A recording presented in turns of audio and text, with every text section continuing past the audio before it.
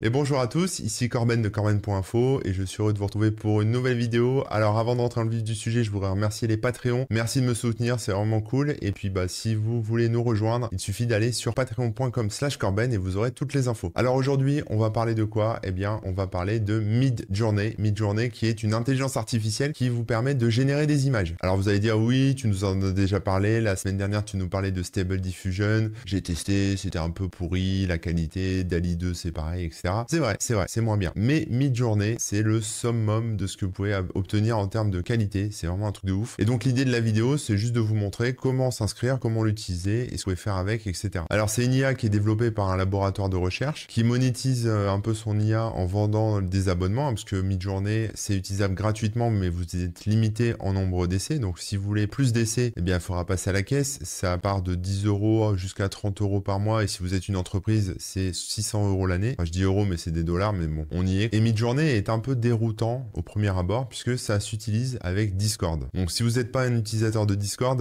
il va falloir vous créer un compte Discord pour pouvoir utiliser Midjourney. Alors avant de vous montrer comment on fait tout ça, moi ce que je peux vous dire de mon utilisation, c'est que je suis vraiment bluffé par le truc. Ça fait des images d'une qualité phénoménale. Il y a beaucoup de travail de recherche quand même pour trouver les bons mots-clés pour générer les prompts, parce qu'en fait les phrases que vous tapez dans Midjourney pour générer votre image, ça s'appelle des prompts. Il y a d'ailleurs toute une économie qui est en train de se créer autour de ça, où des gens créent des prompts, d'autres en achètent, il y a des places de marché. Il y a des outils qui permettent de générer des prompts plus facilement. Et les prompts, c'est un peu le nerf de la guerre. Donc savoir bien composer son prompt, c'est gage d'avoir une bonne image. Donc je vous propose pour cette découverte de Midjourney qu'on se retrouve sur mon écran. Alors pour démarrer l'aventure, ça se passe sur le site midjourney.com. Donc ça s'écrit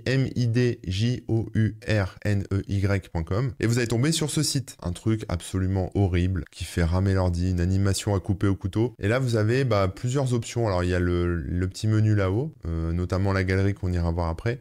Et vous avez ici le sign in et le join de bêta. Alors si vous n'avez pas encore de compte, il faudra cliquer sur join de bêta. Là il va vous proposer une invitation sur Discord. Vous acceptez l'invitation, vous ouvrez Discord et vous allez être propulsé sur le Discord de Midjourney. Bon, moi je suis déjà inscrit donc j'ai plus la procédure initiale, mais en gros il vous propose, il vous dit voilà, il vous donne des instructions pour valider votre compte, etc., etc. Et ensuite vous êtes mis sur la liste d'attente. Alors en attendant que votre compte soit approuvé, ce que vous pouvez faire bien sûr, c'est commencer à vous documenter avec le Getting Started qui vous explique, c'est la doc, ça vous explique comment fonctionne Midjourney, etc., ce que vous pouvez faire avec et compagnie. Donc on a quelques démos, beaucoup de vocabulaire, mais on va passer ça en revue dans la vidéo, donc il n'y aura pas de souci à ce niveau-là. Je vous montrerai moi comment je l'utilise de manière la plus simple et rapide possible sans avoir à se farcir toute la documentation. Là où c'est sympa, c'est que pour baver un petit peu, si vous cliquez sur Community Showcase, eh bien vous aurez ce qui a été généré par les gens. Alors je vous propose qu'on regarde déjà un peu ce que font les autres pour vous puissiez comprendre le niveau de qualité et les détails qu'on peut atteindre. Regardez, ça, c'est une image qui est générée avec Midjourney. Donc là, je l'ai zoomé, vous voyez, on a une image d'une petite fille. Alors on voit que c'est généré puisqu'il y a des petits problèmes ici au niveau des yeux. Midjourney n'est pas super balèze pour les yeux. Il s'en sort à peu près, mais c'est compliqué. Et là, en fait, ce qui est intéressant, c'est qu'en dessous, on a donc le nom du créateur de cette image et on a tous les mots-clés qu'il a utilisés. Donc c'est un peu la recette en fait. C'est-à-dire si on met ça dans Midjourney, personnage de Donjons et Dragons, joli mignon enfant qui regarde la caméra, la peau blanche, etc. Bref, on a plein de paramètres pour avoir le rendu optimal. Parce que Midjourney, ça peut générer des photos comme celle-ci. Alors il y a beaucoup de photos comme ça qui sont un peu mises en avant sur le style. Je vais essayer de vous en montrer d'autres. Voilà, on en a d'autres comme ça. Donc là, on a un style graphique qui est assez orienté photographie finalement. Mais on peut avoir d'autres choses en fait. C'est-à-dire qu'on a ici le moteur de recherche. Et si par exemple je tape cartoon, j'aurai, vous voyez, d'autres styles d'images. Donc c'est pour vous montrer qu'en fait, ça a un outil qui permet de produire n'importe quel type d'image. C'est assez dingue. On a même des choses un peu stylisées comme ça, parce que ça utilise en fait le style des artistes. Je vais vous montrer ça après. Donc là, on a vu les dessins, on a vu les photos. Si je tape painting, ça me fait des peintures. Alors on n'est pas vraiment sur... on est sur des peintures assez réalistes. Voilà, on a aussi ce genre de peinture. Et vous voyez, quand on regarde le prompt en dessous, on a peinture de Henryk Zimieracki. Voilà. Dépeignant Aphrodite, cosplay de Aphrodite avec Jodie Comer. Alors je connais pas Jodie Comer, mais ça utilise son visage. Vous voyez là, on a une illustration qui est un peu plus digital art. Bon bref, il y a beaucoup de possibilités, on peut faire beaucoup de choses. Il y a différents formats, on n'est pas obligé de faire des images verticales comme celle-ci, on peut faire des images horizontales comme celle-là. Et les rendus sont assez dingues en termes de qualité. Donc ça, c'est pour la partie site web de Midjourney. Évidemment, moi, j'ai un compte, donc je vais faire sign in, puisqu'en fait, je vais me connecter avec mon compte Discord. Et là, on voit un peu tout ce que j'ai généré. Alors, c'est pas les plus belles photos, parce que là, on a toute la galerie. C'est ma galerie perso, en fait, si vous voulez, avec tout ce que je veux faire. Alors, il y a beaucoup d'itérations, beaucoup de tests, etc. Mais ici, il y a un petit menu sympa qui s'appelle All, là, dans lequel on peut filtrer quelque part les photos.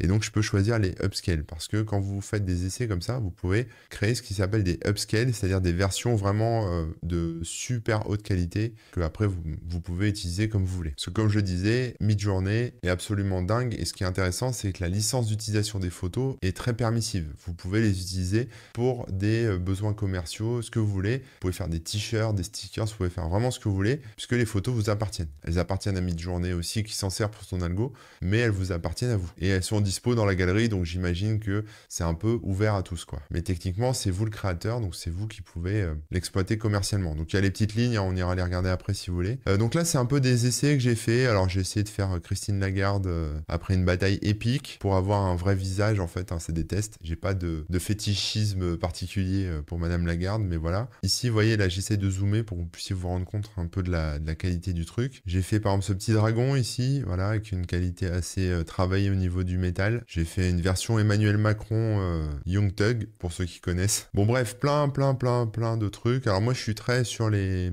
photos réalistes, hein. C'est un peu mon truc là en ce moment. Mais on peut tenter d'autres choses, hein, comme ça. Vous voyez, là, on est plutôt sur du dessin, peinture même, parce qu'on a donné un style particulier, voilà. Donc je vous montre un peu hein, ce qui est possible de faire. Voilà, c'est divers et varié. Mais voilà, alors, une fois qu'on a notre compte ici, on peut faire des recherches dans sa section perso. On a la partie community feed, c'est un peu ce que je vous ai montré tout à l'heure. Hein. Donc on voit ce qui est hot, ce qui est rising, donc c'est-à-dire qui est en cours de... qui vient d'être fait et qui monte dans le classement quelque part. Toutes les nouvelles créations qui sont sorties. Alors tout n'est pas bien chargé là, bizarrement, mais voilà. Les nouveautés, là on a un style qui doit être peut-être un style GTA. Ah non, c'est pas précisé. Et on a le top...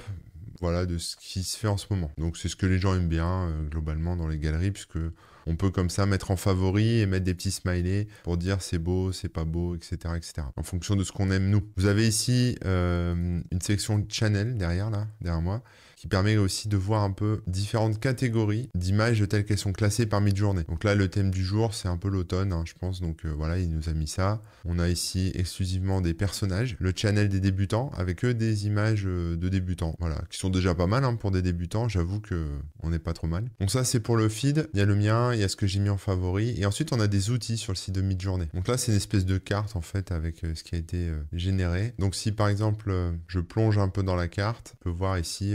les utilisateurs avec les mots qu'ils ont utilisés, les concepts, etc. Donc c'est quelque chose qui est assez lourd, hein, cette carte-là. J'en ai pas vraiment l'usage, mais bon, voilà. On a ensuite des parties d'upscale, donc ça c'est un peu pour voter pour des images, ça vous donne des points, etc. Donc on peut comme ça noter des images random. Donc il va aller chercher des images et puis on dit ce qu'on en pense. Est-ce qu'elles sont à vomir, est-ce qu'elles sont bof, est-ce qu'elles sont chouettes ou est-ce qu'elles sont absolument formidables. Donc là on est sur une version de Madonna que je trouve un peu bof. Là une petite tortue, ouais bof. Ça c'est pas mal, j'aime bien, etc., etc. Ici, on voit les archives. Et là, ce qui est intéressant, c'est qu'on a un dictionnaire. On va y revenir après, mais le dictionnaire est pas mal parce que ça permet comme ça d'avoir des mots-clés qu'on peut ensuite utiliser dans ses propres créations. Donc, par exemple, avec le mot-clé Armored, vous aurez des gens en armure, vous voyez. Et si vraiment j'en veux un peu plus sur les armures, bon, bah, je tape dans le moteur de recherche Armor et je vois les mots-clés, en fait. Je peux utiliser Armor, Armored, Armory, Marmor.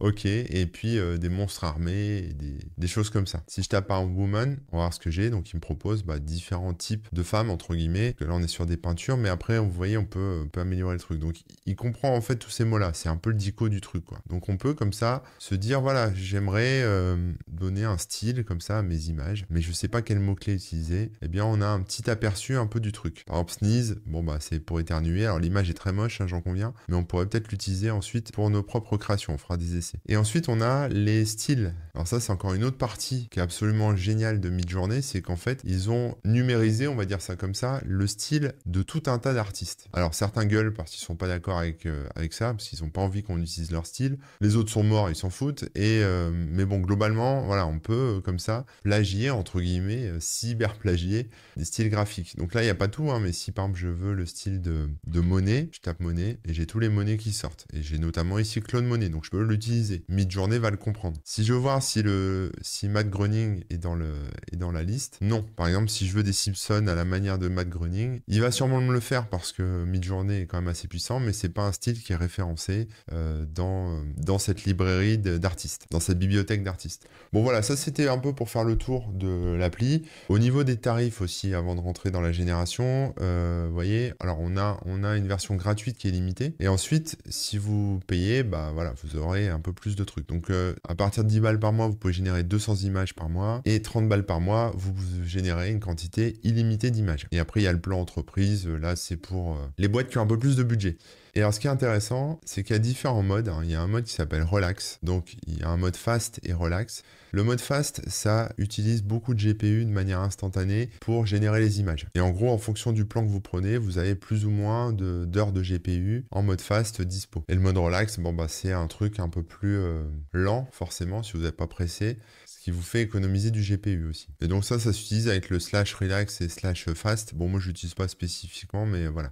Donc ça, c'était la partie intéressante. Et alors, sur la partie commerciale aussi, vous voyez, c'est écrit, hein, je ne suis pas en train de vous raconter des cracks, hein, c'est écrit qu'on est libre d'utiliser les images de la manière dont on le souhaite. Et voilà, même si on est une société, on peut l'utiliser à partir du moment où on fait moins de 1 million de chiffre d'affaires par an, en dollars, 1 million de dollars. Donc là, ça va, moi j'y suis, hein, je suis en dessous des 1 million de dollars par an, donc j'aurais pas trop de soucis là-dessus. Et là, il y a les terms of services, donc les conditions générales d'utilisation, qui sont notées sur Discord. Donc vous pouvez les lire si vous voulez. Mais l'idée générale, c'est que Midjourney, c'est quand même quelque chose qui est assez ouvert. Chacun partage les images. En fait, toutes nos images sont partagées d'office avec la communauté. Mais ils ont quand même un petit forfait, une petite option payante en plus, qui n'est pas forcément documentée là, je crois, mais enfin ça doit être écrit quelque part dans leur doc, qui permet de garder les images que vous générez privées. Voilà, vous les gardez privées, comme ça vous pouvez, enfin ça ne seront pas mises dans la galerie, mais il faut payer encore en plus, quoi. Voilà, donc ça c'était pour la partie site web de Midjourney. Maintenant je vous propose qu'on s'amuse avec Discord. Alors quand vous êtes sur le plan gratuit et que vous êtes dans le chat Midjourney ici, vous avez, alors une fois que votre compte est validé, hein, évidemment, une fois que vous avez accès à la bêta, ça vous ouvre les Newcomer Rooms, donc des rooms ici, pour le débutant en fait, pour les gens qui veulent faire des essais, des tests, etc., qui sont sur les forfaits gratuits. Donc là, on peut utiliser comme ça le bot, je vais vous montrer comment on l'utilise, pour générer des images. Donc c'est un bot, hein, un bot Discord, donc il faut juste faire un slash et mettre le mot-clé. Donc vous avez le /imagine qu'on va utiliser pour générer l'image. Vous avez le /subscribe qui est là pour vous proposer de vous abonner. Et après, on a des histoires de fast, comme je vous disais, de relax, pour activer l'accès privé, l'accès public, pour ajuster les paramètres. Enfin bon, le bot fait plein de trucs, hein. Donc vous voyez un peu tout ce qu'il y a de disponible. On peut même poser des questions à l'équipe de Midjourney si on a envie. Bref, moi, ce qui m'intéresse, c'est Imagine. Donc quand on utilise cette option-là, Imagine, ça me propose un prompt. Et dans ce prompt, eh ben, je mets ce que je veux. Et donc là, vous pouvez lui demander ce que vous voulez. Donc par exemple, je vais lui dire, je veux un portrait de Mickey Mouse par Claude Monet, vu qu'on en parlait tout à l'heure. Voilà, je lance cette commande. Et bon, il me râle dessus parce qu'il me dit j'ai abusé déjà. Donc en fait, moi, comme j'ai un abonnement payant, en fait, je passe par le bot directement. Mais c'est le même fonctionnement, je vais vous montrer. Donc là, c'est sur le truc public. Et en fait, moi, maintenant, comme j'ai un abonnement, j'ai un accès directement privé à Midjourney avec le bot. En fait, je lui parle en privé, quoi, au bot. Mais si vous allez voir, c'est le même concept, hein. C'est pareil. Donc je vais faire un Imagine et je vais remettre ma phrase, un portrait de Mickey Mouse par Claude Monet. Ça va démarrer et là en fait par défaut il va me générer 4 images. Alors j'ai écrit 2 Mickey Mouse, je me suis trompé, il faut écrire en anglais évidemment. Mais bon, ça il va comprendre. Alors ça peut prendre plus ou moins de temps, hein, mais bon là on est déjà en mode fast, hein, vous voyez. Mais même en mode fast, je trouve ça lent. Mais bon après c'est normal, ça met un peu de temps. Et vous voyez l'image en fait s'affine, pardon. Toutes les images commencent à s'affiner et il m'en propose 4 d'office. Alors une fois qu'il a terminé, il y a des boutons en dessous là avec U1, U2, U3, U4. Donc ça en fait ça correspond U1 1 c'est l'image numéro 1, 2 c'est l'image numéro 2, 3, 4, 4. Bon, ça vous avez compris. U, ça veut dire upscale. C'est si vous voulez obtenir une meilleure version de l'image numéro 1 ou une meilleure version de l'image numéro 2, etc. V1, V2, V3, V4, pareil, ça correspond à chaque image, sauf que là, on est sur des variations. Donc, c'est-à-dire que cette image-là me plaît, mais je la voudrais un petit peu différente. Donc, je pourrais cliquer sur variation. Et ensuite, on a ici un bouton bleu là, avec 2 flèches, un peu recyclage. Il va recommencer à générer le truc. Donc, je vous montre, hein, si je clique là-dessus, il va me refaire un peu la même requête que celle que je viens de passer et il va m'en proposer 4 autres nouveaux. Donc, après, le but du jeu maintenant, avec cet outil, c'est d'en trouver une qui vous convienne. Donc, ça marche par itération, hein, on fait comme ça, on recharge, etc. Et quand on a un truc qui nous plaît, bah, on peut le pousser un peu plus loin. Donc là, vous dites, mais comment il fait pour générer ces images? Eh bien, c'est de l'IA, donc il a analysé énormément d'images, etc., de mots-clés, de plein de trucs, et il est capable, comme ça, de constituer une image de zéro et de l'affiner en fonction des critères que j'ai donnés. Donc là, voilà, par exemple, j'aime beaucoup le petit dernier, là, eh bien, je vais faire U4 pour avoir une version upscale. Et puis, je peux faire aussi V4 pour avoir une version, une variation. Donc la version upscale, vous voyez, il me le dit, hein, upscaling image 4, donc il refait la même chose, et puis me la faire de bonne qualité. Celle-là, si je choisis une variation aussi, il me remet l'image. Donc on la voit, on peut l'ouvrir dans un navigateur, voilà, il me met cette image-là, il l'utilise en fait, il l'appelle, et il dit, voilà, tu me fais une variation. Donc là, j'ai eu des variations, franchement, un peu ratées de mon image initiale. Mais finalement, celle-là, je l'aime bien. On est à 63%, mais on voit déjà qu'elle est assez propre. Alors bon, il a des oreilles un peu bizarres, hein, Mickey, mais bon. Et ça s'affine de plus en plus et ça s'améliore de plus en plus au fur et à mesure que les pourcentages augmentent. Et voilà, quand j'ai fini, bah, il me propose l'image et puis je la vois ici en grand et elle est plutôt de bonne qualité. Donc vous, si vous êtes dans la partie publique de Midjourney, là, ça défile beaucoup, hein. Les gens proposent pas mal de prompts et il y a beaucoup d'images qui défilent pour retrouver vos messages et les réponses que le bot vous apporte avec les images. Il y a ici dans Discord un truc qui s'appelle boîte de réception et vous pouvez y retrouver comme ça, voilà, les messages que Midjourney vous adresse en fonction de ce que vous avez généré. C'est un peu plus rapide que de remonter, scroller dans le flux qui descend et qui bouge sans cesse. Voilà. Ensuite, on a différentes options. Maintenant qu'on a upscale l'image, on s'est arrêté sur celle-là, on s'est dit celle-là, je la veux bien. On a la fonction remaster qui va remasteriser l'image, donc il va refaire encore une nouvelle version de 0. On a un upscale en bêta, donc en fait il va refaire l'image en l'agrandissant un peu, enfin en l'améliorant encore un peu plus, mais avec la fonction bêta. On peut essayer, hein. Et ensuite on a ici la même chose, mais de manière beaucoup plus légère. Donc ça veut dire que ça va la retravailler avec peu d'effets, voilà, de manière très légère. Donc on va cliquer aussi dessus, comme ça je vous montre. Et là on a upscale to max aussi, qui va générer l'image à son maximum. Et ensuite on a un autre bouton qui permet encore de refaire des variations de notre image. Ici, on a un bouton web aussi qui renvoie vers la galerie, hein, qui renvoie vers votre profil Midjourney sur le site web avec l'image, le prompt qu'on a utilisé, l'heure, la date, la taille, etc. Et puis ici, des boutons pour copier la commande. Copier la commande, ça va recopier en fait dans le presse-papier ceci. Copier le prompt, c'est pareil, sauf qu'il va rajouter aussi les mots-clés en plus, mais j'en ai pas mis là, mais je vous montrerai après. On peut copier le job ID. J'ai pas vu comment on pouvait le réutiliser encore, mais on a une espèce d'identifiant unique de notre image. Je pense qu'on doit pouvoir la réutiliser après. Et on peut surtout la sauvegarder. Donc ça, c'est intéressant. Et la mettre en favori, et puis la qualifier si on l'aime ou on l'aime pas. Voilà. Donc là, en fait, maintenant que j'ai fait ça, je peux vous montrer un peu ce que ça donne. Donc là, on a le upscale bêta. Donc ça, c'est la nouvelle version de mon Mickey. Voilà, il est un peu mieux que le précédent. Vous voyez, le précédent, il y a eu beaucoup de détails dessus. C'était assez chargé. Enfin, il y a beaucoup de points. C'est assez chargé. Là, ici, ça apporte une espèce de douceur. Donc l'upscale bêta, ça a permis ça. Ça a retravaillé l'image pour lui donner un aspect plus peinture. Donc ça, c'est intéressant. C'est un retravail qui se fait a posteriori. Donc si je le mets un peu plus grand à côté, vous voyez, on est plus sur de la peinture là quand même. Alors que l'autre, j'étais vraiment sur une image très lourde un peu. Là, c'est plus doux. La version light, c'est encore un peu différent. Voilà, c'est un peu moins bien. Enfin, ça dépend en fait du type d'image que vous retravaillez. Mais voilà, ça vous propose encore un autre choix. Et ici, j'ai le redimensionnement max. Hein. J'ai le remaster max. Donc ça, c'est la version remasterisée et agrandie au maximum, quoi. Donc pareil, on est sur quelque chose d'assez lourd, hein. Voilà, mais après, c'est comme tout, hein, c'est les goûts, les couleurs, tout ça. Donc c'est à vous après de voir avec quelle image vous avez le plus de sensibilité. Ce qui vous le plaît le plus en fait finalement. C'est un peu comme la musique et tous les arts. Hein. C'est pas, il n'y a pas de recettes miracles, de trucs qui sont beaux, moches, etc. C'est vous en fonction de votre sensibilité. Et là pareil, j'ai fait des variations. Donc en fait, ça reprend la même image et ça me fait des variations qui sont assez moches hein, finalement. Donc ça, c'était sur le fonctionnement de base de Midjourney. On va refaire un nouvel essai, mais cette fois, on va intégrer des paramètres. Alors on va changer, on va faire un portrait. Alors on va pas faire un portrait, on va lui demander plutôt une photo de la tour Eiffel en flammes. Voilà. Et sauf que là, je vais pouvoir rajouter des petits paramètres, notamment sur le format que je vais obtenir. Donc je vais vous montrer. Hein. Par défaut, on a les 4 carrés là, ce genre de truc. Donc si je fais par exemple une photo de la tour Eiffel en flammes, il va commencer à me générer 4 carrés comme ça et je vais pouvoir choisir.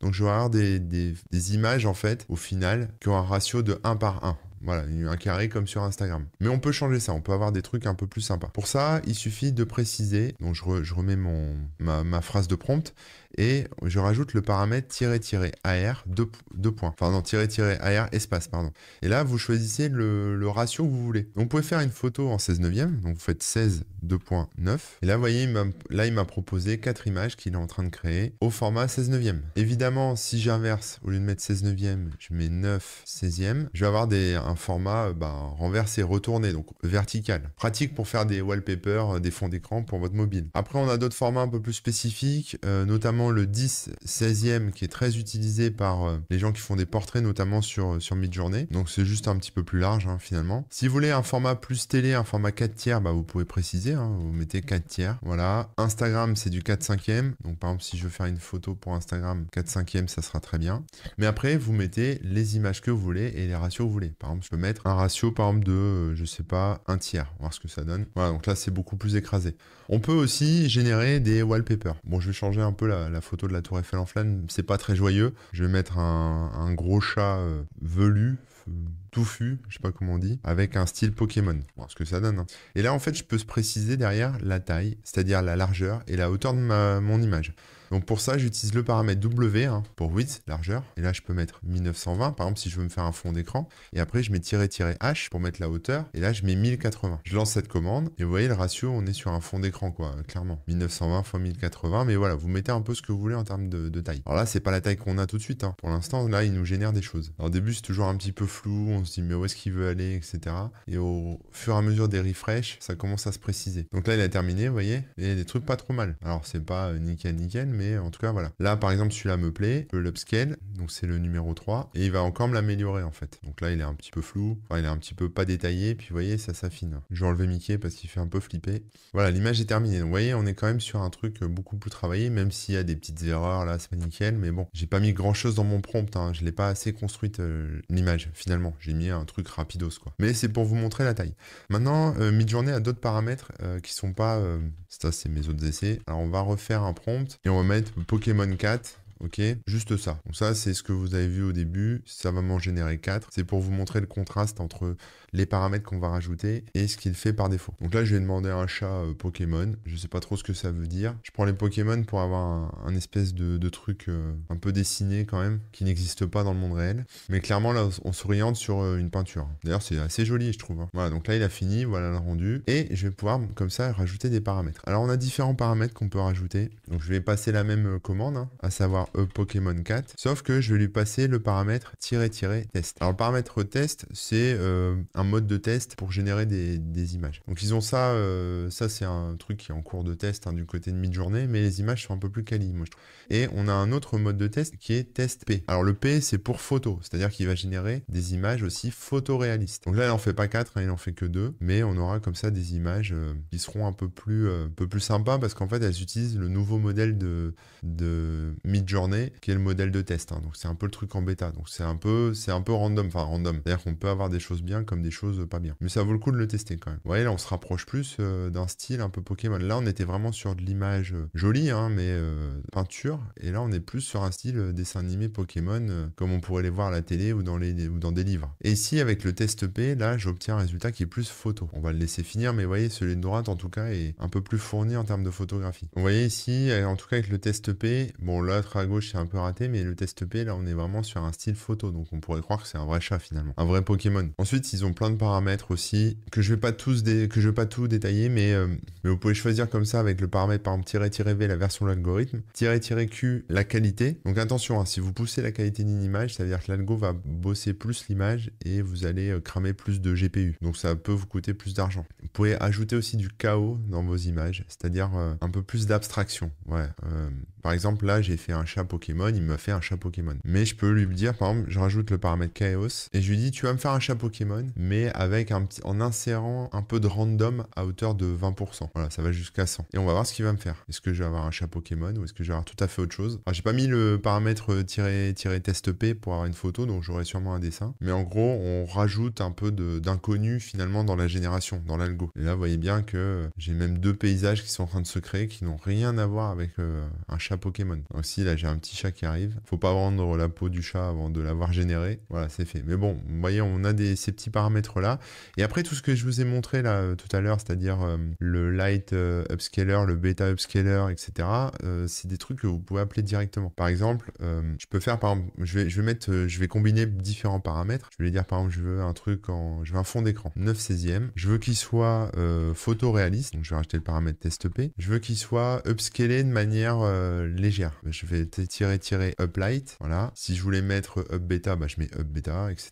Et il y a un paramètre dont je vous ai pas parlé qui est assez sympa aussi, c'est le paramètre créative. Il va ajouter un peu de chaos également, mais bien dosé pour que votre photo soit un peu plus créative justement. Voilà. Donc en fait en générant, alors visiblement je peux pas utiliser le paramètre uplight avec test P, donc je vais l'enlever, mais voilà. Alors ce que je disais c'est que le mode créative doit être utilisé justement avec test ou test P en paramètre, mais uplight ça s'applique pas au nouveau modèle, donc voilà, au nouveau modèle de test, donc on va rester comme ça. Et là vous voyez il me génère pas 4 images parce que j'ai dit que je voulais le mode créatif, mais il va m'en générer qu'une. Et c'est seulement après que je pourrais faire un uplight ou un up bêta, enfin bref, on peut faire ça après. Il y a un truc que j'ai pas fait non plus, alors je vais le laisser générer, mais je vais vous montrer aussi, c'est qu'il est possible de générer une vidéo à partir de, là ce qu'on voit là, ça fait une vidéo. Et alors pour avoir ce paramètre là, il faut rajouter tout simplement dans le prompt -vidéo. Donc ça sera un petit peu moins rapide, hein, le paramètre -vidéo, ça bouffe un peu plus de temps, mais ça va, ça reste raisonnable quand même. En attendant que ça génère la vidéo, on peut regarder, vous voyez ce mode créatif là, on est à 95%, presque terminé, mais là on vient quand même de générer un nouveau Pokémon, hein, quelque part. Alors c'est marrant, il a mis un petit watermark en bas, un petit truc, mais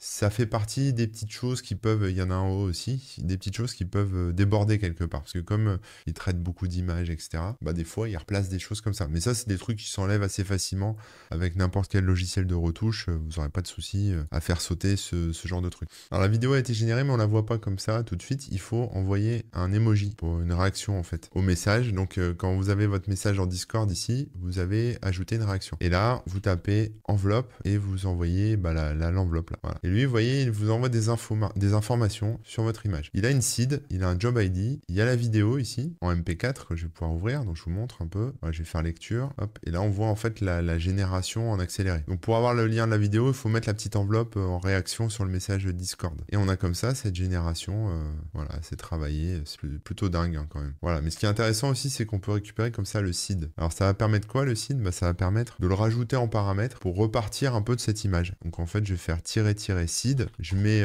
14492 et je relance le bot. Alors oui, j'avais laissé le paramètre de tout à l'heure, uplight, je vais l'enlever. Et donc là, avec le seed, en fait, je me retrouve avec un Pokémon qui ressemble vachement au précédent en fait. Le mode créatif rajoutant un peu de chaos dans le truc, on n'aura pas exactement le même, mais on aura quand même un truc cool et qui ressemblera vachement au précédent. Si j'enlève le mode créatif que je relance et si je remets la même chose mais je rajoute un chapeau de Noël, Christmas hat, on va voir ce qu'il va me générer, mais voilà, il va me faire des choses un peu différentes. Donc là voilà, ça c'est le premier avec le mode créatif, hein, donc je rappelais acide 14492 et il m'a généré un truc qui ressemble à celui que j'ai généré là, mais un peu différent. Donc sans modification ici, bon là je suis à 95%, mais on voit déjà un peu à quoi ça ressemble. Sans modification du texte, c'est toujours un chat Pokémon avec les mêmes paramètres et la seed, on est là. Voilà, il m'a régénéré un autre chat qui est très inspiré de celui-ci, mais encore différent en fait, il repart du modèle. Donc ça c'est pas mal en fait de savoir utiliser la seed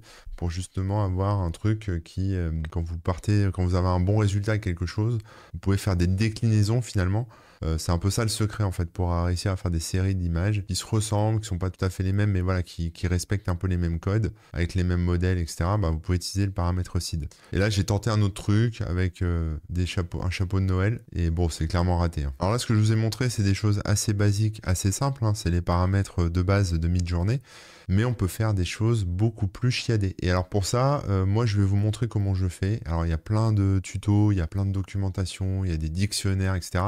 On peut partir sur des dicos, on peut aller voir dans les outils, comme je vous ai montré le dictionnaire de ce qu'on veut. Donc là c'est un peu des mots random, mais on pourra utiliser ce dictionnaire. Il y a ici le style qu'on peut utiliser aussi. Alors moi j'ai pas vraiment de peinture à faire, mais voilà, par exemple si je vais prendre, je sais pas, bon on l'avait fait tout à l'heure avec Claude Monet et Mickey, donc je vais peut-être pas recommencer, mais par exemple si je cherche un style, en tout cas un mot-clé ici, cyberpunk, donc c'est pas un artiste, hein, mais voilà, peut avoir des trucs cyberpunk. Alors il y a cyberpunk 77, voilà, ça c'est un peu les mots-clés qu'il me propose, donc admettons que juste cyberpunk ça me plaît, je peux l'utiliser. Donc je pourrais par exemple, si je reste sur mon histoire de Pokémon, donc je peux mettre des mots-clés. Alors, je vais écrire un Pokémon 4, hein, comme tout à l'heure. Ensuite, je vais mettre une virgule. Et là, je vais mettre le mot-clé cyberpunk, parce que je trouve ça cool. Je me dis, je voudrais qu'il soit anthropomorphique. Alors, je sais pas s'il il comprend pas ce mot-là pour l'instant. Alors, il y a plein de mots, c'est un peu chelou, des mots que je ne connais pas. Massé, ça fait des tracteurs. Je vais regarder Pokémon et vous voyez, j'ai des styles de Pokémon aussi qui peuvent s'associer. Donc, je vais mettre Mafia Pokémon, par exemple. On va le rajouter en style. Et maintenant, on va partir un peu sur des trucs un peu réalistes. Donc, par exemple, il y a photoréalista qui est un mot-clé aussi. Donc, je peux rajouter ce terme photoréalista. On a photoréalistique. Enfin bref, après, il y a aussi pas mal d'erreurs. Hein. Ces images sont absolument horribles. Hein. Je suis désolé si ça vous dérange, mais moi, ça me dérange en tout cas.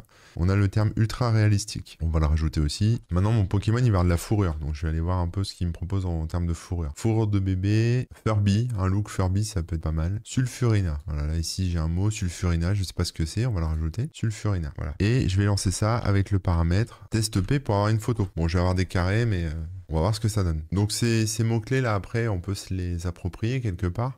C'est impossible de tous les tester, mais on peut comme ça voir un peu ce que ça fait finalement. Donc là, on voit bien le côté un peu cyberpunk avec le rose et le bleu un peu gris là du fond. On a le côté mafia Pokémon avec le Pokémon un peu qui fait peur, hein, c'est ça les mafia Pokémon. Le côté photoréaliste et ultra réaliste ne devrait pas tarder à arriver puisqu'on est à 50% de la génération et donc au fur et à mesure que ça va s'affiner, on va avoir un Pokémon qui normalement devrait être assez réaliste. Et on a Sulfurina qui est un genre de fourrure, je sais pas quoi, donc on va voir un peu ce qu'on obtient en termes de fourrure. Voilà, donc le résultat le voici. Donc là on est sur un Pokémon plutôt dessiné mais qui est dans le monde réel, un peu comme Détective Pikachu pour ceux qui connaissent. Voilà, donc on est quand même sur du réalisme hein, finalement. Et puis là on a quelque chose d'assez travaillé avec de la fourrure, même s'il est horrible, hein, voilà, je voudrais pas l'adopter celui-là, mais voilà, on est sur un décor qui semble réel en tout cas. Donc vous voyez, ça a respecté un peu les mots-clés que je vais donner.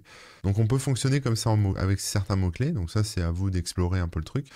Et ensuite, moi ce que je vous recommande de faire, si vraiment vous voulez jouer, c'est d'aller ici dans les flux communautaires, vous voyez, et de regarder un peu les images qui vous plaisent. Par exemple ici, j'ai un dragon qui est assez réaliste quand même. On a un niveau de qualité qui est bien loin, bien au-dessus de mes Pokémon tout moches. Eh bien, ce que vous pouvez faire là, c'est regarder cette phrase-là, le prompt qui a été utilisé. Vous pouvez le copier, le prompt ici, et puis faire un imagine prompt.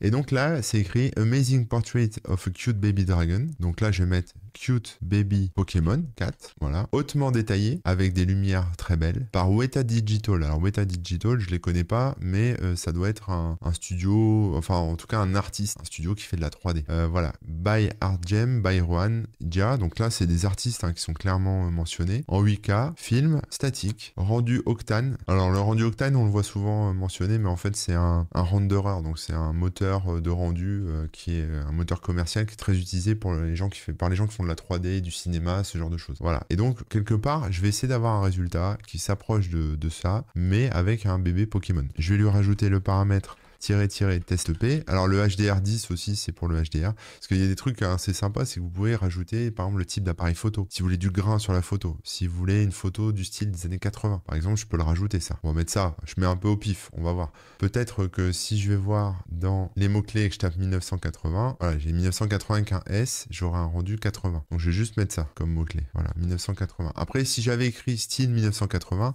il l'aurait quand même interprété, hein, parce qu'il interprète tous les mots. Mais là, c'est un style assez particulier qui va être ajouté. Donc je vais générer ça et on va voir ce que ça donne. Donc voilà, là il a terminé. Donc j'ai mes 2 images. Je vais dire que celle de droite me plaît le plus. Je vais l'upscale et je vais avoir une image hyper quali de ce Pokémon là. Voilà, mais vous voyez là on est vraiment sur un rendu 3D hein, finalement, avec une fourrure qui est assez jolie et on est bien sur un chat Pokémon. Enfin bref, le truc, le deal est respecté finalement. Donc c'est que ça Midjourney en fait, c'est savoir parler à la machine avec les bons mots et trouver les bons paramètres, etc. Alors le style 1980, on le voit un petit peu, hein, il est très léger ici. On le voit surtout à gauche, vous voyez cette espèce de petit halo là, un peu pellicule à l'ancienne. On voit un peu, enfin en tout cas pellicule photo à l'ancienne. On a cette impression un peu là, sur cette image là. Donc après c'est que des petites choses très subtiles comme ça, mais je vais vous montrer après comment j'ai fait pour générer aussi des personnages complets quoi. Donc là vous voyez si je zoome, enfin admirer le travail quoi. Donc on est sur quelque chose d'assez foufou quand même. Donc oui, ça demande du temps, oui, ça demande du boulot, mais ça vaut le coup. Alors après, en termes de style, vous pouvez par exemple créer spécifier le style japonais, le style Pixar, film de Pixar. Vous aurez des petits bonhommes en forme de Pixar. Vous pouvez dire que vous voulez une peinture type Andy Warhol ou Léonard de Vinci. Alors par exemple, en image que j'ai générée, je peux vous montrer, hein, là, le prompt que j'ai utilisé, c'était ça. Portrait du visage, jeune femme, moody, donc il fait un peu la tronche. Je voulais qu'elle soit moche et fatiguée. Bon, elle est pas moche, mais elle a l'air fatiguée, effectivement. Je voulais qu'on voit tout son visage, parce que des fois la partie est un peu cachée, le haut du visage. Regarde droit vers la caméra, elle est dehors, cinématique un peu, donc on est un peu sur un truc un peu cinéma, vous voyez les coins sont arrondis, etc. Il y a du grain sur la photo, style années 80, de l'éclairage cinématique en 8K, rendu avec un moteur Unreal Engine, Octane également, photoréaliste, 8K, etc. Mais bon, vous voyez, donc là, par exemple, si je reprends ça, ici, copie la commande, je la remets telle qu'elle. Alors là, ici, il me met effectivement l'image d'origine, donc celle que je viens de vous montrer. Je peux l'enlever pour ne pas lui donner d'indice. Et puis au lieu de mettre une jeune femme, je vais mettre un jeune homme. Je vais pas mettre qu'il est moche parce que ça ne se verra pas. Et je vais pas trop lui faire le grand écart en termes de création, mais on va quand même tester. Alors je lance comme ça et après je vais rajouter un paramètre pour, par exemple, lui dire que je veux que c'est un style à la Andy Warhol, par exemple. Donc, je vais rajouter ça. Hop, j'ai enlevé, par exemple, le côté ultra réaliste, on sera sur plutôt une peinture. Donc, j'enlève ce côté-là photoréaliste. Ultra détaillé, c'est pas nécessaire non plus. Je vais l'enlever. Voilà. Mais ça va être une peinture, là, ça va être, je pense, une peinture à la Andy Warhol. Pendant ce temps-là, j'ai mon jeune homme, là, qui est fatigué, qui fait la tronche, qui est en train de se générer. Donc, après, tous ces paramètres-là, en fait, on peut pas les deviner, hein. Il faut aller sur les galeries pour les trouver, s'en inspirer. Vous voyez ici, j'ai tenté des trucs en mode Pixar, donc voilà, j'ai un portrait d'un homme Pixar. Là, j'ai tenté des Emmanuel Macron en mode Pixar aussi. J'ai généré des raptors avec des armures ultra détaillées. Et par exemple, pour cette photo réaliste, quand même, qui est plutôt pas mal, hein, on est sur du réalisme. Vous voyez tous les paramètres que j'ai dû mettre. Alors, je les ai pas inventés, hein, mais j'ai été les récupérer dans différentes photos, hein, dans différentes prompts. Et il y a plein de choses intéressantes là-dedans parce que là, voilà. Alors là, je raconte un peu l'idée, hein. Je dis c'est un portrait déjà. En fait, il faut que tout soit explicite dans ce que vous faites au niveau de la génération de Midjourney. Donc c'est un portrait photo, donc c'est une photographie. Donc je veux que ça ressemble à une photo, que ça soit un portrait d'une femme. Ok. On est après une bataille épique, donc elle est un peu gonflée comme ça, vous voyez. Elle a le visage de Christine Lagarde, mais si j'avais mis le visage de Gal Gadot, ça aurait été Gal Gadot. On pourra le faire si vous voulez après. Je mets des cheveux courts et blancs pour qu'on retrouve cet esprit Lagarde. Des yeux verts, puisque c'est ce qu'elle a, en armure. Alors l'armure, ça n'a pas trop fonctionné, mais bon, voilà, dans un style de représentation à la Jeanne d'Arc, vous voyez. Je lui mets un peu de saleté sur elle, parce qu'elle a quand même fait la bataille, donc elle n'est pas toute propre, il y a un peu de poussière, quoi. Elle fait la tronche, c'est un peu gloomy, foggy, donc c'est un peu flou derrière, c'est un peu, voilà, elle brille, etc. un peu. J'ai tenté de mettre un drapeau avec un logo Bitcoin, ça n'a pas fonctionné, il l'a pas pris en compte. Donc c'est pour vous dire qu'il prend pas toujours tout en compte non plus. 8K, c'est pour avoir de la bonne qualité, HD, ultra détaillé, ultra réaliste, qui regarde directement la caméra, ça c'est important, elle regarde l'objectif. On dit où ça se passe, c'est dans un champ de bataille post-apocalyptique, donc ça c'est pour un peu créer l'ambiance, hein. Si j'avais mis que c'était dans une forêt avec des sucres d'orge accrochés aux arbres, on l'aurait eu aussi, quoi. Voilà, elle a chaud, elle transpire, etc., etc. Elle a des yeux réalistes. Et ensuite, donc ça c'est un peu tous les détails, hein. On veut que les yeux soient finement détaillés, vous voyez, que le visage soit finement détaillé aussi. Donc c'est des petits paramètres paramètres comme ça. Que les cheveux soient très détaillés. Donc faut le dire en fait, finalement, faut tout expliciter. Donc quand vous voulez composer une image comme ça, il faut, soit vous prenez des trucs un peu au pif et vous ajustez en fonction de ce que vous trouvez dans les galeries, soit vous prenez, en fait, faudrait même limite la dessiner avant l'image, faire un croquis de votre image et de dire, voilà, je veux qu'en haut à droite il y ait ça, je veux que ça soit de telle façon, je veux que ça soit détaillé, que telle partie de l'image soit détaillée de manière fine, etc., etc. Et ensuite, vous pouvez dire, par exemple, alors moi j'ai mis métal et or, alors il n'y a pas vraiment d'or, mais il y a un peu de métal ici. Et après, il y a plein de trucs, alors je pense pas que j'ai été obligé de tout mettre, mais comme c'est là, c'était un copier-coller quelque part, j'avais, voilà, un type photoshoot, avec un étalonnage de couleurs type cinéma, photo éditoriale, pour mettre par exemple dans un magazine, sur une couve de magazine, etc. Des lumières de studio, voilà, j'en veux. Je veux qu'il y ait des lumières qui soient douces, des lumières qui soient plus dures, de la lumière volumétrique pour donner cet aspect en 3D un peu, vous voyez. Différentes lumières qui sont splittées du coup, des ombres, des reflets, etc., etc. Donc vous voyez, il y a beaucoup de choses. Et après, on peut rajouter des paramètres comme CGI, VFX, etc. pour les effets spéciaux. Insanely detailed, ok. Voilà. Donc je peux pas vous dire exactement dans tout ça ce qui a vraiment marché ou pas. Mais vous voyez par exemple la lumière type Rembrandt. Voilà, lumière type Rembrandt, donc des clairs obscurs avec voilà, des zones plus éclairées, des zones plus sombres, etc. Donc quelque part, Christine Lagarde n'a jamais été aussi belle qu'avec Midjourney. Mais voilà, et Watermark, ça permet d'enlever, parce que parfois sur les tableaux, il y a sur les images que vous générez, je vous ai dit, il y a des petits ersatz de Watermark ou de signatures qui apparaissent. On peut comme ça les enlever. Donc finalement, voilà, c'est beaucoup de petits paramètres comme ça à mettre. Il y a quand même ici, il arrive à spotter ici les mots-clés qui permettent après de retrouver d'autres choses que j'aurais utilisé moi dans mes compos. Voilà, et donc regardez un peu ce que j'ai réussi à faire. Alors, sur le jeune homme façon années 80, vous voyez, il est pas trop mal. Bon, il a le nez qui part un peu de travers, mais globalement, on pourrait croire que c'est une vraie photo, quoi. Ensuite, ici, j'en ai un autre, mais là, plus style Andy Warhol. Alors, je sais pas si Andy Warhol faisait des photos, mais en tout cas, voilà, on est sur du noir et blanc. Voilà. Je vais reprendre ici un portrait de viking que j'ai fait, avec beaucoup, pareil, de contenu. Alors là, c'était un peu les mêmes que ceux que je vous ai présentés tout à l'heure. Et on va faire un dernier exemple de photo. Donc, je vais copier le prompt, je vais le coller, et je vais vous montrer qu'on peut remplacer le visage en fait, parce que là j'ai dit une femelle viking warrior après une bataille épique. Je suis très armure en ce moment, faut pas me juger. Non, en vrai c'est parce que j'ai pris des exemples et je suis parti de ça en fait. Donc c'était des exemples avec des armures parce qu'on était sur un thème Game of Thrones, comme vous pouvez le voir ici. Voilà, mais bon, on garde cet esprit là. Donc là elle a des cheveux blonds. Je vais enlever ce mot blond et je vais juste le rajouter. On parlait de Gal Gadot tout à l'heure, donc on va mettre Gal Gadot face. Voilà, donc là je vais régénérer une image qui sera pas du tout la même que celle-ci, mais dans le même esprit. Viking, champ de bataille, regard un peu perçant, etc. Mais avec la tête de Gal Gadot. On va voir ce que ça donne. En paramètres, je vais rajouter évidemment les paramètres --test p et --créative. J'aime bien ces deux paramètres parce que du coup ça met un peu de suspense, quoi. Et test p parce qu'on est sur un modèle plus photo finalement. Alors j'ai pas spécifié de taille, je pourrais spécifier aussi une taille.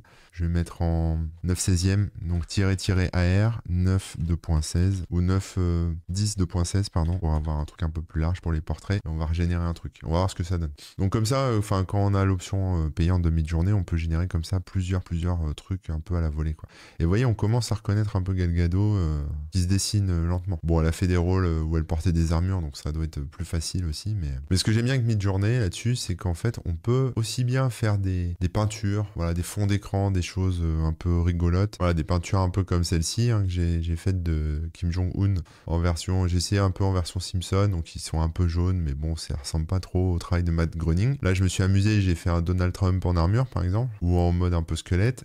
Et en peinture plutôt jolie, limite ça pourrait faire un fond d'écran, on a celle-ci, donc qui reprend un style d'un artiste de BD qui s'appelle Lee Bermejo, je sais pas comment on dit, voilà.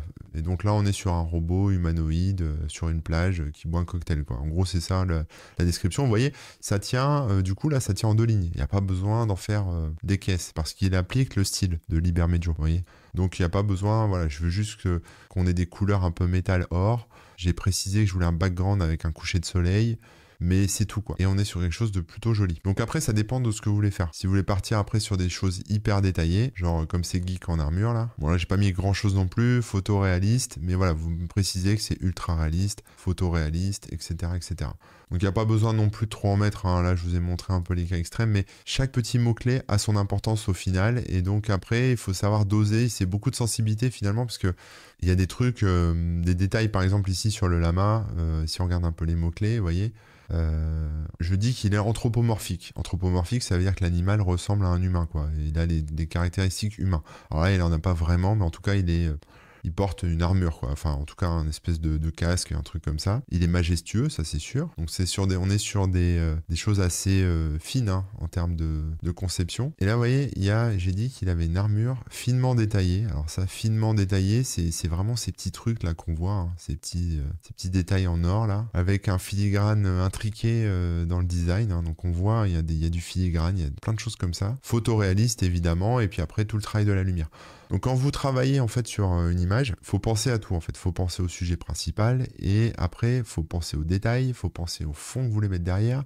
Si ce fond vous le voulez flou avec des choses de derrière, etc. Faut penser à la lumière, l'éclairage, le rendu. Est-ce que vous voulez un rendu selon un artiste ou est-ce que vous voulez un rendu plutôt rendu 3D, etc. Donc c'est quand même pas mal de taf quoi. Donc là voilà Gal Gadot en version, alors bon ses yeux sont un peu chelous mais on l'a un peu comme ça. Donc par exemple admettons que cette image me plaise, mais que les yeux me plaisent. Je vais faire ça, j'envoie l'enveloppe, il me répond, il me dit c'est l'acide machin truc 7411. Je reprends mon texte, je remets les paramètres test P, créative, le paramètre seed qui est donc ici 7411 et je vais rajouter quelque part là-dedans un truc genre symmetrical eyes. Voilà, et symmetrical face. Voilà, je veux un visage plutôt symétrique et des yeux symétriques. Et je peux rajouter perfect eyes. Je dois avoir déjà un truc realistic eyes, detail eyes. Je l'ai 2 fois même, yeux réalistes. Mais c'est un peu le point faible quelque part de Midjourney, c'est ces histoires de yeux. Mais je vais vous montrer une petite astuce après pour régler le problème. Donc voilà un peu les résultats. Alors là, j'avais oublié de préciser la taille en fait de l'image, hein, le côté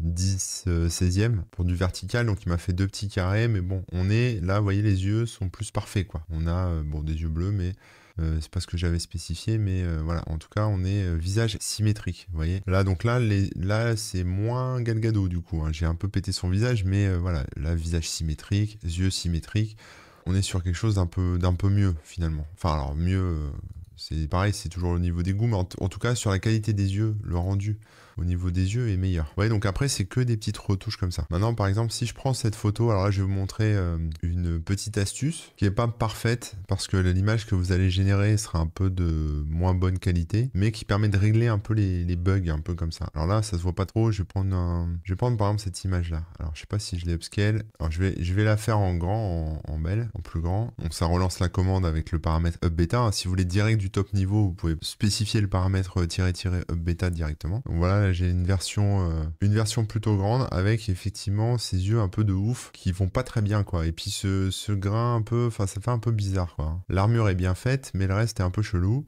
Je sauvegarde la photo et je vais aller sur un projet open source qui s'appelle GFP-GAN. Alors GFP-GAN c'est quoi? C'est un truc que vous pouvez trouver sur GitHub qui permet de faire de la restauration de visage. Alors je vous montre, faudrait que je vous montre un peu la démo, mais on va ouvrir la démo directement. Voilà, regardez, en fait, vous voyez là, on est sur une photo qui est un peu artificielle et il arrive à adoucir un peu le visage. Il y a un exemple qui est assez parlant, c'est celui-ci, où on voit voilà, une vieille photo. Si vous avez des vieilles photos chez vous, ça pourrait vous servir. On voit cette vieille photo à gauche là qui a été retravaillée ensuite par l'outil avec même chose de l'intelligence artificielle, ce qui rend un peu ce qui rend les visages un peu mieux quoi. Voilà, on passe comme ça, voilà, d'un truc assez flou, assez dégradé, à un rendu plus précis, qui est toujours aussi, ça peut être un peu moche, hein, ça dépend de ce que vous faites, mais voilà.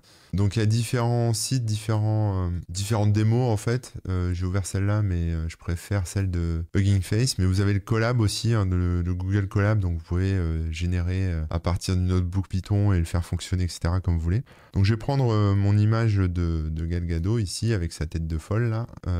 Voilà, on va choisir le 1.4 et on va faire soumettre. Et le rescaling factor, c'est pour la taille en fait. Il va me l'augmenter de taille 2 fois, je crois. Et en fait, cet outil, il va juste quelque part adoucir l'image, la recréer et finalement lui donner un peu cet aspect plus naturel quelque part. Voilà le résultat. Donc là, vous voyez, on a une photo qui est... Alors, je vais la télécharger pour qu'on puisse la voir un peu plus près. Bon, ce petit problème à l'œil est pas totalement réglé, mais on est quand même loin de ce qu'on avait. On a quelque chose d'un peu mieux. On va regarder notamment le visage. Donc, voilà le visage que j'avais. Et une fois passé dans la moulinette, on est sur quelque chose comme ça. Vous voyez, ça a recréé, en fait, ça lui a refait un visage plus humain quelque part. Donc ça, c'est une petite astuce. Après, la photo, l'image est un peu moins nette. Elle est un peu plus floue, effectivement. Vous voyez, il y a un petit côté un peu flou. Mais voilà, une fois qu'on a dézoomé un petit peu, finalement, si l'image est quand même de bonne qualité, ça passe encore. Donc ça lisse un peu la peau, ça enlève un peu ce grain propre aux images génériques mid-journée qui est un peu moche parfois. Vous voyez, ce grain là un peu. Et on a quelque chose de plus lisse et plus naturel. Voilà, bon là, le problème à l'œil était assez balèze, mais ça l'a corrigé quelque part. Voilà, la lèvre, ça l'a corrigé un petit peu aussi. C'est pas parfait, mais après, rien ne vous empêche de faire des retouches ensuite à la main. Enfin, à la main, avec votre logiciel, avec Photoshop, avec ce que vous voulez, quoi. Il y a toujours moyen après de retravailler les photos s'il y a besoin. Donc ça, c'était la petite astuce. Voilà, ça s'appelle GFP-GAN. C'est un outil de restauration de visage. Voilà, c'est ce genre de truc. Mais après, il y a des applis qui permettent de faire ça. Ce genre, voilà. J'ai vu aussi qu'il y avait certaines personnes qui chargeaient leurs images dans FaceApp. FaceApp, c'est une appli qui permet, vous savez, vous pouvez vous transformer en femme ou en homme, vous pouvez mettre du rouge à lèvres, vous pouvez vous vieillir, etc. Bon, bah, ils chargent l'image là-dedans et ils peuvent après faire les dernières retouches un peu comme ça, s'ils ont envie, quoi. Donc, bon, ça fait partie des trucs possibles. Alors, je vous avoue que j'en suis encore qu'au début de tout ça. Mid-journée, ça fait pas longtemps que je pratique. C'est assez addictif, je suis assez accro, j'aime bien. Ça prend du temps. Concrètement, par exemple, pour illustrer mon site web, faire une image avec Midjourney, ok, mais il faudra que je me contente d'un style particulier d'un artiste, comme je vous ai montré tout à l'heure. Si je voulais quelque chose d'hyper détaillé, comme ce qu'on vient de faire avec Gal Gadot, merci à elle de s'être prêtée au jeu d'ailleurs, si je voulais un truc hyper détaillé, ça demanderait trop de temps. J'ai pas le temps de faire ça. Voilà, il faudrait mettre plein de mots-clés, il faut faire des itérations, faire plein de tests, etc. C'est un peu la loose. Mais si vous avez un projet bien précis en tête, si vous avez des besoins bien précis, ou même si vous êtes artiste vous-même et que vous avez besoin d'inspiration, bah, ça peut être intéressant. Là, j'ai généré des visages, mais ça fait aussi de magnifiques paysages. C'est un truc de fou. Je vous montre quelques paysages que j'ai générés, mais voilà, en gros, j'ai généré des paysages un peu islandais, avec pas grand-chose au final. Le landscape, voilà, des raies de lumière, etc. Hyper réaliste. Donc sur les paysages, il est balèze. Sur les visages, il est balèze, même s'il y a encore des petits bugs au niveau des yeux. Sur les textures, parce que après, vous pouvez générer plein de trucs, des textures. Vous pouvez dire, par exemple, je veux une texture pour faire ci, pour faire ça. Je veux, voilà, vous pouvez vraiment tout faire. Vous pouvez faire des vieilles affiches, vous pouvez faire des vieilles photos. Vous pouvez tout imaginer, il n'y a pas de limite en fait, c'est ce qui est assez dingue avec cet outil finalement, c'est qu'il n'y a pas de limite. Moi ça me donne un peu le vertige, voilà, mais ça prend du temps. Donc effectivement, quand je comprends un peu mieux cet artiste entre guillemets qui avait gagné le concours en disant oui, j'ai fait une image avec Midjourney, mais ça m'a pris quand même du temps, de la réflexion, de la recherche, du travail, etc. Bon bah je confirme, et, vous l'avez vu vous-même, il faut ça demande un peu de boulot, de recherche, de réflexion, etc. Mais on atteint un résultat plus que correct, on va dire même magnifique pour certains coups de chance, simplement en allant gratouiller quelques mots-clés par-ci par-là, quoi. Donc voilà ma découverte de Midjourney. Je pense que j'ai pas encore fait le tour, parce qu'il y a beaucoup encore de choses qu'on pourrait dire là-dessus et beaucoup de tests à faire, et il faut aussi un peu d'imagination pour se dire tiens, je vais faire ci, je vais faire ça, en fonction de ce qu'on a envie, de nos besoins. Moi, en tout cas, mon fond d'écran a été généré avec ça maintenant. Je commence à mettre quelques images dans mes articles qui sont générés avec Midjourney. Et voilà. Et après, pour le fun, pour le côté bluffant de l'outil, et on est qu'au début. C'est ça qu'il faut se dire, c'est qu'on est qu'au début. Et à mon avis, ça va continuer à se développer. Donc ça risque d'être intéressant à l'avenir de voir les améliorations. On le voit avec le modèle qu'on appelle en utilisant le paramètre test P. Il y en aura peut-être après qui seront encore mieux, mais on est sur des trucs assez dingues. Voilà, donc j'espère que ça vous aura plu, cette petite vidéo initiation, découverte de Midjourney. Je pense que c'était un peu long, parce que c'est difficile de s'arrêter. Enfin moi en tout cas j'ai du mal à m'arrêter, j'ai envie de faire ça toute la journée, parce qu'à chaque fois qu'on génère une nouvelle image, c'est un peu comme une drogue, on a envie de l'améliorer, etc. Il y a un côté un peu addictif à Midjourney. Donc allez-y mollo, de toute façon avec l'offre gratuite, vous serez vite limité au bout d'un certain nombre d'essais. Mais là, vous avez déjà de quoi faire grâce à ma vidéo pour faire des essais qui seront pas trop foirés et avoir déjà des résultats corrects dès le lancement, quoi. Voilà, je vous dis à très bientôt. Rejoignez-nous sur Patreon, ceux qui veulent. Sinon, bah, vous connaissez, hein, toujours pareil, les pouces bleus, les likes, les partages, le blog corben.info, Twitter, TikTok et compagnie. Vous me trouvez partout, sauf chez vous. Quoique, avez-vous regardé sous le lit? Bon allez, j'arrête de dire des conneries et à bientôt. Ciao.